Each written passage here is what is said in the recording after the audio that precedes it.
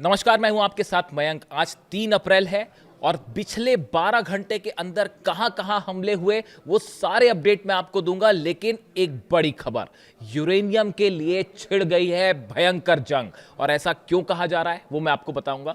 अगर आपने नोटिस किया हो, देखिए डोनाल्ड ट्रंप ने कल जिस तरह से राष्ट्र के नाम संदेश दिया, उन्होंने जो भी बातें कही, उसके बाद अब ये कहा जा रहा है कि अब ये जंग जो है वो हॉर्मूज से हटकर यूरेनियम पर आकर केंद्रित हो गई है। ऐसा क्यों कहा जा रहा है? अगर आप पिछले 24 घंटे का एनालिसिस करें, यानी 2 तारीख और आज 3 तारीख है, इसके बीच में जहां पे हमले हुए हैं जिन जगहों पर, अगर आपने वो नोटिस किया होगा कि अमेरिका की तरफ से कहां बमबारी की गई, तो आप देखिए नतांज में बमबारी होती है, आप देखिए कुम में, फोर्दो में बमबारी होती है, इस्फहान न्यूक्लियर सेंटर पर बमबारी होती है, पार्चीन में होती है, मिंजादेई में होती है, लविशान शियन में होती है और अराक में होती है। ये जो मैंने 6-7 नाम लिए, ये वो सब जगह हैं जो आप न्यूज़ में सर्च करें आपको मिल जाएगा। इन हर ठिकाने पे अमेरिका के B-2 bombers bunker buster bomb से जबरदस्त बमबारी कर रहे हैं। अब आखिर इसकी वजह क्या है? ऐसा क्या है यहाँ पे? आप जानते ही होंगे, इसमें अधिकांश जगह ऐसी हैं जहाँ हैवी वाटर रिएक्टर्स हैं, यहाँ पर प्लूटोनियम के सेंटर्स हैं, और ये वो जगह है जो ईरान के न्यूक्लियर सेंटर्स हैं। अब असल में डोनाल्ड ट्रंप क्या चाहते हैं, अमेरिका क्या चाहता है? बड़े सारे एक्सपर्ट्स ये बता रहे हैं कि डोनाल्ड ट्रंप की नज़र है ईरान के उस 450 किलो यूरेनियम में, जो किस जगह पर है वो कोई नहीं जान सकता। लेकिन ये जितने नाम लिए मैंने आपके सामने, नतांज हो, फोर्दो हो, इस्फहान हो, मिंजादेई, लविसान शियन, अराक, कहीं पे भी किसी भी जगह, या फिर पिकैक्स माउंटेन, किसी भी जगह पर ये यूरेनियम हो सकता है। और डोनाल्ड ट्रंप असल में फंस गए हैं इस यूरेनियम के चक्कर में। देखिए हॉर्मूज का जो होगा वो होगा। अब ये बात तय हो चुकी है कि अगर हॉर्मूज पर कोई बड़ा ऑपरेशन करते हैं डोनाल्ड ट्रंप, तो भयंकर कैजुअल्टी होगी। ईरान की सेना ने कल अनाउंसमेंट कर दिया है कि हमने आदेश दे दिया है अपने 6 लाख सैनिकों को। मैं बार बार 6 लाख इसलिए कह रहा हूं क्योंकि 6 लाख सैनिक डिप्लॉय हैं हॉर्मूज के आसपास। अगर किसी भी तरह का दुश्मन की तरफ से एक कदम भी रखा गया तो एक भी दुश्मन को वापस नहीं जाने देना है। यह ईरान की सेना का सीधा आदेश आ गया अपने हर सैनिकों के लिए। जो सेना के कमांडर्स हैं ईरान के, उन्होंने आदेश दे दिया है एक भी सैनिक वापस नहीं जाना चाहिए दुश्मन देश का। ऐसे हालात में हॉर्मूज में ऑपरेशन करना बहुत मुश्किल होगा। तो फिर सवाल यह है कि डोनाल्ड ट्रंप ने ये 4 हफ्ते जो जंग आगे बढ़ाई, इसकी बड़ी वजह क्या है और पेंटागन में क्या प्लान हो रहा है? बताया ये जा रहा है कि पेंटागन में, अमेरिका के रक्षा मंत्रालय में एक बड़ा प्लान तैयार किया गया जो डोनाल्ड ट्रंप को दिखाया गया। और प्लान ये है कि ये जितने इलाके हैं जहां पर 450 किलो यूरेनियम हो सकता है, कैसे यहाँ पर पैराट्रूपर्स को उतारा जाए, कैसे यहाँ पर मरीन्स को उतारा जाए, और एक बड़ा ऑपरेशन करके ये जो यूरेनियम है इस पर कब्जा किया जाए। ऐसा प्लान पेंटागन में तैयार हुआ, लेकिन उसको अमली जामा पहनाना बेहद मुश्किल है। उसकी वजह यह है कि अगर इस किसी भी जगह पर आपने पैराट्रूपर्स से या किसी भी तरह के मरीन्स अगर यहाँ पे पैराशूट से उतरते हैं तो फिर वापस कैसे जा पाएंगे? देखिए पहली बात तो यही साफ नहीं है कि यूरेनियम है कहाँ। इन सब जगहों में कहीं भी हो सकता है, और हो सकता है कि ये कई जगह में डिवाइड हो। इस बात की कोई गारंटी नहीं कि 450 किलो यूरेनियम एक ही जगह रखा हो, कई जगह पर डिवाइड हो सकता है। तो सवाल यह है कि आखिर यहाँ से यूरेनियम हासिल कैसे किया जाएगा? बहुत सारी जगह ऐसी हैं जो तबाह हैं, बंकर बस्टर बम्स आपने गिराए, मलबा पड़ा हुआ है। आप कैसे ग्राउंड ऑपरेशन करेंगे? कैसे उसको खोजा जाएगा? और अगर वहाँ है तो बाहर कैसे निकाला जाएगा? और अगर भारी बमबारी होती है तो वहाँ पर रेडिएशन भी हो सकता है। ऐसे हालात में आप कैसे, अगर किसी जगह पर आप कंटामिनेटेड मटेरियल रखा हुआ है तो वहाँ पर ग्राउंड फोर्सेस कैसे उसको निकाल पाएगी? देखिए असल में हो ये रहा है, एक्सपर्ट्स ये बता रहे हैं कि यूरेनियम पर आकर डोनाल्ड ट्रंप क्यों फंस गए। अमेरिका ने वो गलती कर दी है ईरान पर हमला करके जिसने हमेशा के लिए अमेरिका के लिए एक बड़ा खतरा पैदा कर दिया। कैसे कर दिया?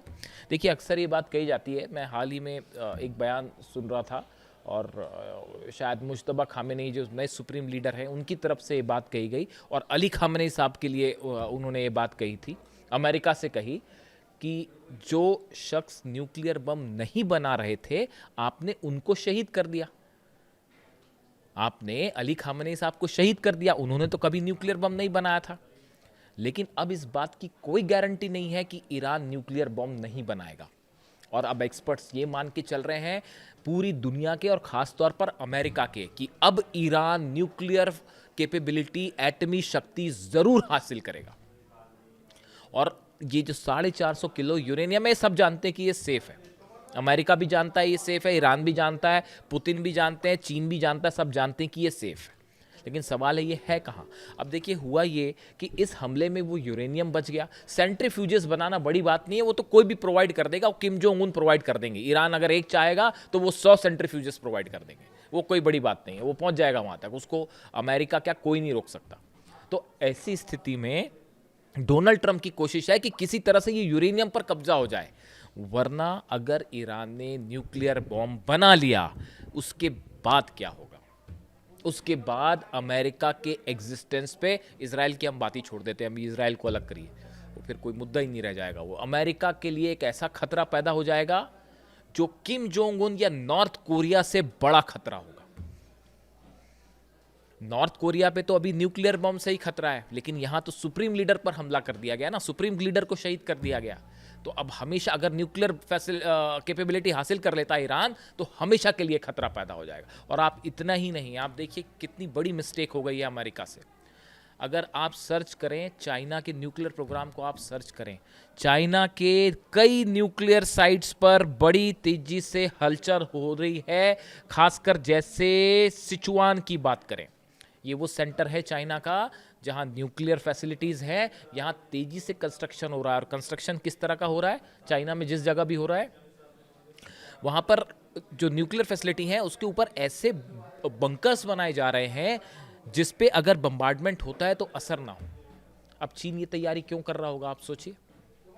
ऐसी खबरें नॉर्थ कोरिया से भी आ रही है कि नॉर्थ कोरिया ने अपने एटॉमिक प्रोग्राम को कई गुना तेज कर दिया है। अपने एटॉमिक जो सेंटर्स हैं उनकी सुरक्षा के लिए बंकर बस्टर बॉम्ब जिनको तबाह ना कर पाए, ऐसे जो है वो इंफ्रास्ट्रक्चर बनाए जा रहे हैं।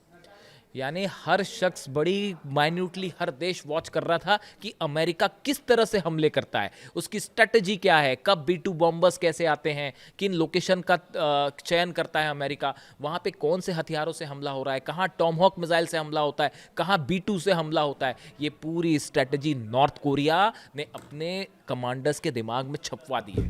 ये बात चाइना अच्छी तरह से समझ गया है, ये बात रूस अच्छी तरह से समझ गया है। ये जो जंग लड़ी 1 महीने की, ये सिर्फ ग्राउंड पे, ये सिर्फ एयर वॉर नहीं हारा अमेरिका। अमेरिका ने कैसे विदेश नीति ना की जाए इसका परफेक्ट एग्जाम्पल पेश किया है।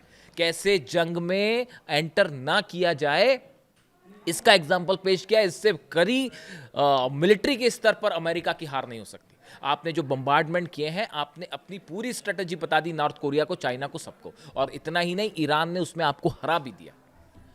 यानी अब जो खतरा पैदा हो रहा है न्यूक्लियर, ईरान भी न्यूक्लियर होगा, किम जोंग उन एक तरफ से ज्यादा एग्रेसिव होंगे पहले के मुकाबले, और चाइना तो है ही। और पूरा का पूरा वॉर स्ट्रेटजी आपने बता के रख दी और उसमें भी आप हार गए, आपके बेसेस जल गए। ईरान में न सत्ता परिवर्तन हुआ, ईरान का मिसाइल सिस्टम, आपके ईरान के मिसाइल सिस्टम पे हम अलग से बात करेंगे। ये जो बातें होती हैं बार बार कि ईरान की मिसाइलें खत्म हो रही हैं और ऐसा और वैसा, उस पर अलग से बात की जाएगी। कुछ खत्म नहीं हो रहा, अभी मैं आपको हमले गिनाऊंगा, आप देखिएगा। लेकिन अब हुआ ये कि इस पूरे मामले में देखिए, पहले बातचीत हो रही थी, अली खामनेई साहब जब थे, बातचीत चल रही थी, अब्बास अराक्ची साहब बात कर रहे थे। ईरान जो है पूरे सलीके से बात कर रहा था कि आप एक सम्मानजनक स्तर पर समझौता करते। ईरान का मकसद नहीं था न्यूक्लियर बनाना, अगर न्यूक्लियर होता तो अब तक तो खत्म हो गया होता अमेरिका। नहीं बनाया ईरान ने न्यूक्लियर बॉम्ब, क्योंकि अली खामनेई साहब अपनी बात पर कायम रहे हमेशा। लेकिन अब जिस तरह से हमले हुए, अब आगे क्या होगा। तो देखिए, उस समय तो आप बात कर रहे थे ईरान से, अब ईरान बात करने को तैयार नहीं है। आपने सुप्रीम लीडर को निशाना बनाया, अब आप कैसे डील करोगे ईरान की सेना के साथ, आप कैसे डील करोगे। अहमद वाहिदी जो आरजीसी के नए प्रमुख है, एकदम हार्ड लाइनर है, वो किसी तरह से दबाव में नहीं आ, दबाव में आना तो छोड़िए, वो इतने ज़्यादा एग्रेसिव हैं। ये जो हमले आप देख रहे हैं ईरान के, जो पूरे अरब देशों पे हो रहे हैं, इजराइल पे हो रहे हैं, और मिरर कि एक हमला करता है, ईरान 10 हमले कर दे रहा है, एक कदम आगे बढ़ के हमले कर रहा है। जिस एग्रेशन के साथ अमेरिका के मिसाइल बेसेस उड़ाए गए, इन सब में IRGC का बहुत बड़ा रोल और अहमद वाहिदी जो उनके चीफ हैं उनकी भी बहुत बड़ी भूमिका। अब डोनाल्ड ट्रंप क्या उनसे डील करेंगे, वो बात ही करने को तैयार नहीं है। यानी डिप्लोमेसी वाली बात आपने हमेशा के लिए ख़त्म कर दी। किसी स्तर पर ईरान बात करने को तैयार नहीं, और उसके बाद भी आप शर्त रख रहे हैं नहीं। तो ये आपने एक न्यूक्लियर, ये जो यूरेनियम की जंग है, ये ऐसी जंग है जिसके लिए ये जो बम्बार्डमेंट हो रहा है लगातार ईरान पे, वो बस इसी डर से हो रहा है कि ये कहीं ये किसी तरह से ये यूरेनियम ख़त्म किया जाए, वरना ईरान को अब कोई रोक नहीं पाएगा। इस बार तो मिसाइल्स वाली जंग हो रही थी, लेकिन अगली बार ऐसे हालात बने तो फिर सीधा एटमी जंग होगी। और ये अमेरिका की विदेश नीति को इससे बड़ा करारा झटका और कुछ नहीं हो सकता, ऐसा तमाम एक्सपर्ट्स की बात जो है उनकी ये राय है। अगर आप हमलों की बात करें, तेल अवीव में, रमत गन में, हाइफा में, इलियत में भयंकर हमले हुए हैं पिछले 12 घंटे के अंदर। बीती रात की हम बात करें, एक तो हिजबुल्लाह की तरफ से लगातार तेल अवीव पर ऐसा लगता है कि उन्होंने फिक्स कर रखा है। ये पिछली बार भी हुआ था ऐसा। अगर आप ये पैटर्न नोट करें, मैं आपको एक वीडियो में पहले ही बता चुका हूं कि इजराइल पर जो हमले होते हैं, ऐसा लगता है कि शिफ्ट तैयार कर दी गई है कि IRGC जो अलग अलग 31 कमांड में डिवाइडेड है, उसमें तय कर दिया गया है कि पहली यूनिट सुबह 7 बजे हमला करेगी, दूसरी यूनिट 9 बजे हमला करेगी, तीसरी यूनिट 11 बजे, और ऐसे शिफ्ट में हमले हो रहे हैं। हर 2-3 घंटे में खबर आती है कि इजराइल में अब सायरन बज रहा है और मिसाइल गिर रही हैं, ड्रोन गिर रहे हैं, और डिफेंस एयर सिस्टम डिफेंस तो खत्म ही है। उसका नतीजा आप देखिए, अब तस्वीरें आ रही हैं, पहले नहीं आ रही थी, अब इजराइल से तस्वीरें आ रही हैं। हर जगह तबाही हो रही है, और वो बेसिस पर तो जो थे उसमें तो कितनी तबाही है उसकी अभी इन्फॉर्मेशन ही सामने नहीं आई है। जो जितने भी रनवेज थे इजराइल के, जहां टेक ऑफ करते थे F-35 जेट्स और बाकी के फाइटर जेट्स, चाहे वो बेन गुरियन एयरपोर्ट हो, चाहे नेगेव हो, सब जगह, नेवातिम हो, सब जगह भयंकर तबाही मची। इसके अलावा आप बात करें, देखिए इरबिल में अमेरिका के बेस पर फिर से हमला हुआ है। जॉर्डन में US बेस पर फिर मिसाइल गिरी है। और आप बात करें बहरीन के 5th फ्लीट जो है जहां अमेरिका की, उसका तो ये हाल है, जो एक्सपर्ट बता रहे हैं कल फिर हमला हो गया उसमें। जो बहरीन की 5th फ्लीट है उसमें कल फिर से हमला हुआ, उसके ऊपर फिर से मिसाइल मारी गई। यानी 5th फ्लीट का ये हाल है वहां अमेरिकी सेना का कि वो बाहर नहीं निकल पा रहे हैं। वहां हर दूसरे दिन बहरीन में 5th फ्लीट जो है अमेरिकी सेना को टारगेट करके हमला हो जाता है, और बड़े सटीक स्ट्राइक्स, और एयर डिफेंस पूरा खत्म है, थार्ड पूरा खत्म है, पेट्रियट खत्म है, वो कुछ नहीं रुक रहा। डोनाल्ड ट्रंप कह रहे हैं कि हम अपने अरब देशों को अकेला नहीं छोड़ेंगे, उनकी मदद करेंगे। अरे भाई, अपनी मदद तो हो नहीं पा रही है, तो दूसरे की मदद कैसे करेंगे? बड़ा सवाल ये भी है। अरब देश क्या विश्वास कर पाएंगे अब अमेरिका में कि अमेरिका हमें बचाएगा? कैसे बचाएगा? वो अपने बेस नहीं बचा पाया तो आपको क्या बचाएगा? और बड़े दिनों से मंथन चल रहा है कि ईरान के खिलाफ जो है मन बनाया जा रहा है कि मिलकर हमला करें, हिम्मत कोई नहीं कर पा रहा। ये भी बड़ी खूबसूरत बात है कि 1 महीना हो गया और मिसाइल्स के नंबर बता रहे हैं कई देश की, हमारे ऊपर जो है वो 200 बैलिस्टिक मिसाइल गिर गई, हमारे ऊपर जो है 350 ड्रोन से हमला हो गया। अरे भाई, हमला हो गया तो आप भी कर लीजिए, पलटवार कर दीजिए। किसी की हिम्मत नहीं है, क्योंकि ईरान की सेना, बताया जा रहा है, जो एक्सपर्ट्स हैं, खासतौर पर ईरान के, मेरे कई लोगों से बात हुई जो कि ईरान की जानकार हैं और ईरान की सेना से उनकी विशेषज्ञता रखते हैं जो उस मामले में, वो ये बता रहे हैं कि ईरान की सेना अब ऐसी सिचुएशन में है जो अब वो किसी की सुनने को तैयार नहीं।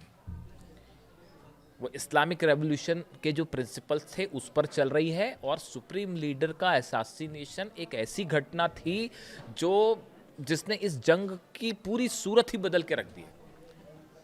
आज अमेरिका और इजराइल समेत 12 देशों पर हमला किया ईरान ने, और ईरान उसमें जीत हासिल कर चुका है। अमेरिका वापस जाने को मजबूर हो रहा है। इससे बड़ी जीत ईरान की और क्या हो सकती है? आप देखिए। इसके अलावा बगदाद की बात करें, अमेरिकी नागरिकों को कह दिया भैया इराक छोड़ दीजिए, वरना आप कभी भी किडनैप हो सकते हैं, आपके ऊपर हमले हो सकते हैं, मिसाइल अटैक हो सकते हैं।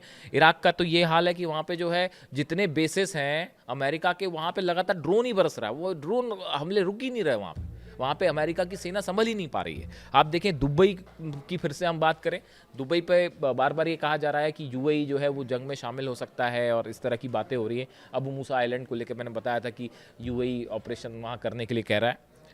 अबू धाबी और दुबई में जितनी मल्टीनेशनल्स हैं सब में वर्क फ्रॉम होम शुरू हो गया है। वो अमेज़ॉन पर जैसे हमला हुआ उसके बाद से जितनी बड़ी मल्टीनेशनल कंपनियां हैं, डेटा फर्म्स हैं, उन सब में वर्क फ्रॉम होम कर दिया गया, कहा गया कि भाई घर से काम करिए वरना कब क्या मिसाइल गिर जाए कोई भरोसा नहीं है। तो आप सोचिए कि पूरी दुनिया भर में कितने बड़े स्तर पर अर्थव्यवस्था को जो है क्षति पहुंच रही होगी। और कई लोग तो ये भी कह रहे हैं कि $200 प्रति बैरल चला जाएगा ऑयल। ये बार बार अनाउंसमेंट, प्रेस कॉन्फ्रेंस करने और बयान देने से तेल के दाम कम नहीं होते। एक या दो बार कम हो सकते हैं, उसके बाद बार बार कम नहीं होंगे। और ये कहा जा रहा है कि $200 प्रति बैरल तक जा सकता है। उसके बाद जो हाहाकार मचेगा, शायद वर्ल्ड वॉर 2 के बाद ऐसी सिचुएशन बनती दिखाई देगी। आप देखें, एक बड़ा कोइंसिडेंस और है कि 2 दिन पहले जो है रशिया के विदेश मंत्री लावरोव ने कहा कि हालात वर्ल्ड वॉर वाले हो रहे हैं। उसके बाद डोनाल्ड ट्रंप ने जब कल प्रेस कॉन्फ्रेंस की तो डोनाल्ड ट्रंप भी यही बोले कि वर्ल्ड वॉर 1 इतने दिन चला था, वर्ल्ड वॉर 2 इतने दिन चला था। यानी वर्ल्ड वॉर का जिक्र डोनाल्ड ट्रंप भी कर रहे हैं और रूस भी कर रहा है। मतलब समझिए, बड़ी सारी चीजें, ये जंग सिर्फ अमेरिका ईरान की नहीं है, रूस भी इन्वॉल्व है और चाइना भी इन्वॉल्व है। बात ये भी है। इसके अलावा आप देखें कि अब आगे अमेरिका क्या करेगा। बार बार मेरे से सवाल हो रहे हैं। देखिए, पावर प्लांट्स निशाने पर हैं ईरान के। इलेक्ट्रिसिटी 2 प्लांट पर कल हमला हुआ है। तेल के ठिकानों पर ईरान के हमले होने शुरू हो गए।